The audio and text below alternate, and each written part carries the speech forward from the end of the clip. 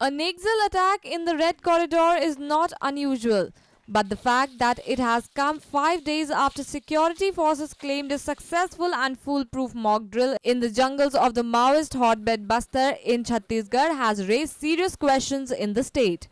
The Maoists have managed to kill 7 security personnel whose bodies are currently in Jagdalpur, where they are to be cremated. Meanwhile, politics is already at play. The Sukma attack is being seen as the biggest attack on security forces this year in the state of Chhattisgarh, where 7 STF personnel were killed all on Black Saturday. जो बहादुरी इन्होंने दिखाई, जो STF के जवान खासतौर से विशेष पहली बार इतनी बड़ी घटना हुई है कि एसटीएफ के जवान इतनी बड़ी संख्या में शहीद हुए।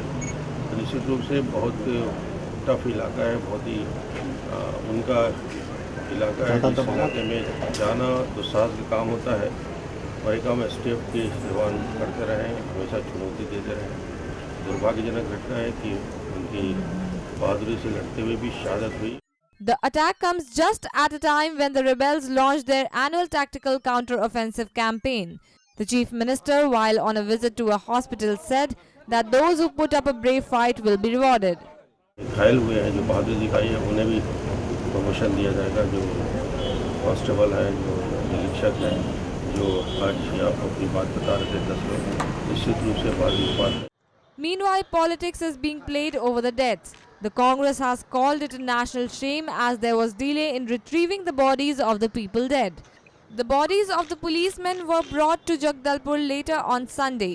Home Minister Rajnath Singh has reportedly reviewed the security in the state and the needful is being done, claims the state and the centre.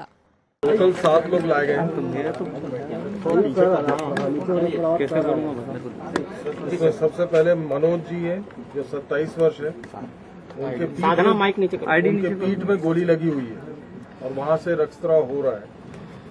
ID नीचे करो थोड़ी है। देवा माडवी, उनके दोनों पैरों में फ्रैक्चर है गोली लगने के कारण। देखिए, घायल हुए हैं, उनसे मिला मैंने और दोनों से चर्चा हुआ। कुछ लोग ओटी में गए हुए हैं, डॉक्टरों से सलाह लिया गया तो उन्होंने कहा कि काफ़ी स्थिति सही हो गई है और सब ठीक हो जाएंगे।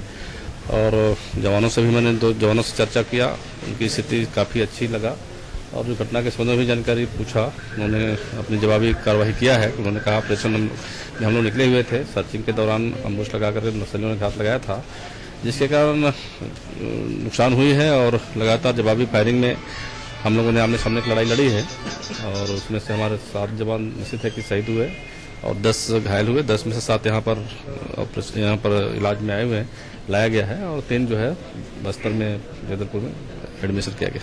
7 घायल जवान रामाकृष्ण हॉस्पिटल में आए हैं और सभी स्टेबल हैं। डॉक्टर साहब से बात हुई है, डॉक्टर संदीप दवे उनको पर्सनली देख रहे हैं और एक थोड़ा सा क्रिटिकली इंज्योर्ड है, बाकी सबका प्राथमिक उपचार चल रहा है और आउट ऑफ डेंजर बताया गया। Naxals on Sunday too resorted to their wrong ways. They set ablaze at least 17 vehicles engaged in mining work in the insurgency-hit Kanker. A group of armed Naxals raided the Barbaspur iron ore mining site under the limits of Korar police station and after threatening the labourers, they torched 17 vehicles engaged in mining work.